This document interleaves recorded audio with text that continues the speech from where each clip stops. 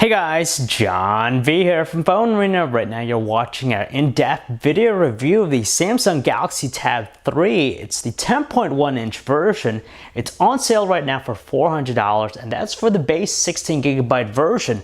But what's most notable about this tablet is that instead of being an ARM-based tablet, it's actually running an Intel Atom processor.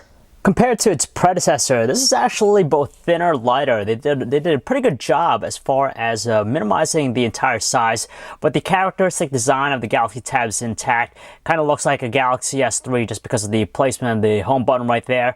It's still made out of plastic, which of course is a little bit more prone to smudging and even some scratches, but at the same time, it allows the tablet to be super thin. And the other thing that we notice is that they minimized the bezel on the left and right side. It's actually thinner than what you see on the top and bottom.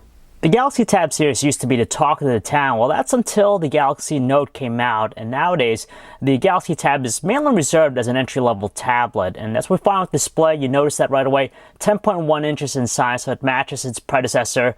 The resolution stands at WXGA, so it's 1280 by 800, which of course is the minimum resolution we'd expect to find on a 10.1 inch tablet. So it's not the highest resolution screen out there, but still effective enough, especially when you're looking from a good distance away. You're able to make out even in a zoomed out view, make out some fine text in the web browser. So it's not bad despite the lower resolution.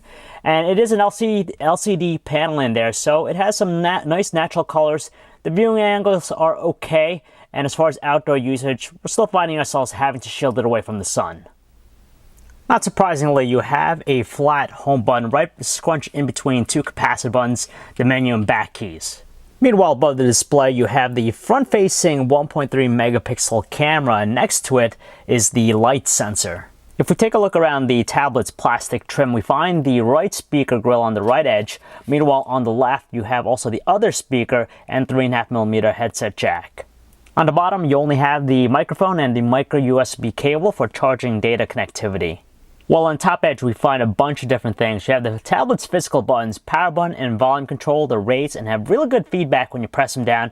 Always something useful to find in any tablet is a micro SD card slot, so you can increase its storage capacity. And something that's becoming more of a hallmark thing with Samsung's tablets is an IR blaster.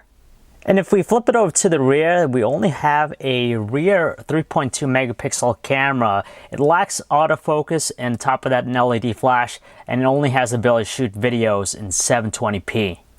So if you use a Samsung Galaxy S4, the experience here on the Galaxy Tab 3 10.1 inch should be very familiar. It's just basically a more blown up version of the TouchWiz Nature UX experience. And it's running on top of Android 4.2.2 Jelly Bean. So a pretty up-to-date version of Android. Still cartoony looking, not as clean looking compared to stock Android, but you still have all the functions and the personalization here. The app panel, you have access to a bunch of different functions, connectivity, and even adjusting brightness right there, which is very useful, but it still lacks the depth of features that you find with the Samsung's Galaxy Note series with its S Pen, so it's kind of lacking with that, but for basic usage, this is more than adequate. Now, what's most notable about the Galaxy Tab 3 10.1 is that it's now powered by a dual-core 1.6 GHz Intel Atom processor with 1 gigabyte of RAM. Now, that's different from being the usual ARM-based device we've seen from the Android camp. And unfortunately, though, the performance is rather unimpressive. We just notice a lot of slowdown. Even with simple tasks, it has a really tough time executing. You can see here with the home screen with a live wallpaper, for the most part, it looks smooth, but every now and then you'll see just a little bit of a jitteriness with its movement. Other basic tasks, for example, launching different applications, it just takes a lot of time for it to accomplish, and it becomes kind of maddening because you'd think that a tablet like this without, just basic tasks would be very easy to accomplish, but for this, it just seems like it's taking forever for things to get done. For example, now if I press the home screen, you see how long it takes actually for it to get back. So when the tablet's performance is being good, the messaging experience isn't that bad, but when it's not, you could expect some slowdown, even delays as far as just typing up stuff. With the layout itself, it might be on the cramped side for a device that has a 10.1 inch display, but it's nice that you have the row strictly for numbers and a lot of the punctuations directly accessible from the main layout. Out of the box, you have two options for surfing the web. You could either go with the stock web browser or Google Chrome, but between the two, we like the performance of the stock browser more than Google Chrome, just because with page rendering, page loads, and even navigational controls, it just seems to be a lot smoother. If you happen to lose your remote control for your television, the tablet can double as one thanks to the smart remote app from Peel that's available. So it's really good when it comes to the interface, and of course with the IR Blaster you'll be able to actually use the tablet as a universal remote. You could change the channels, you could increase the volume, do the same thing with your normal remote. On top of that, there's also a social aspect to the application. Seeing that this is running the TouchWiz Nature UX experience, we're agreed to the TouchWiz Music Player as the default music player application, but it also comes included with the Google Play Music app if you want. Now, as far as the visuals, the presentation, nothing really drastic about it, but you do have this alternative view here where you can actually swipe through different songs if you want.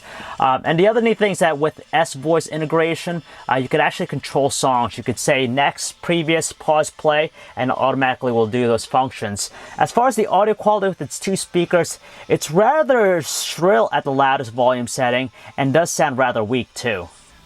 Thankfully, it looks like it doesn't have any issues when it comes to playing high-definition videos, and on top of that, it supports a wide array of codecs out of the box, like MPEG-4, H.264, DivX, and even Nextvid. The one we have here is encoded in DivX 1080p resolution, and you could tell just watching a video by itself, running very smoothly. You still also have the neat function of pop-up play feature, which allows you to overlay the video on top of something else.